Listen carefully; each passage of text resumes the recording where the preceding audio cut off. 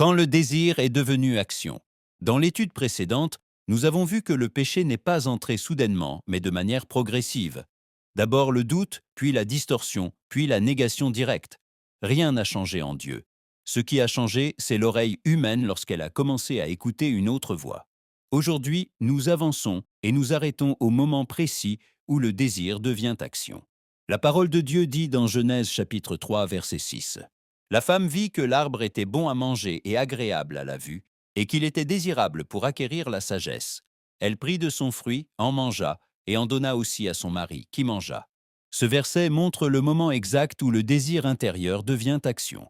Le texte ne se presse pas, il s'arrête et révèle le processus avec clarté. D'abord, la femme vit.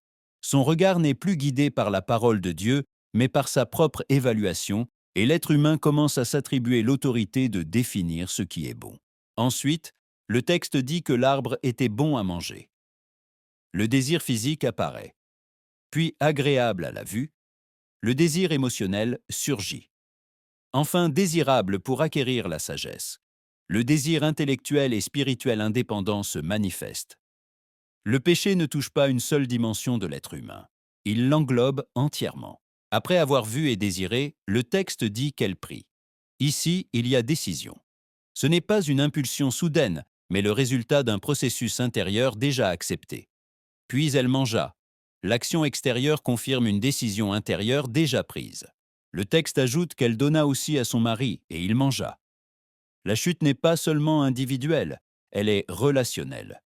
Adam n'a pas été trompé. Il a participé consciemment, et son silence préalable a également fait partie du problème, car la vérité n'a pas été défendue. Cela confirme le schéma que l'Écriture révèle plus tard dans Première Épître de Jean, chapitre 2, verset 16. Car tout ce qui est dans le monde, la convoitise de la chair, la convoitise des yeux et l'orgueil de la vie, ce n'est pas un événement isolé, c'est le même chemin depuis le commencement. Cet enseignement montre clairement que le péché suit un processus, que le désir précède l'action, que le silence face au mensonge est aussi une participation, que la tromperie promet la sagesse mais produit la séparation, et que la vérité de Dieu ne change pas, même lorsque l'obéissance humaine se brise. L'écho de la voix de Dieu.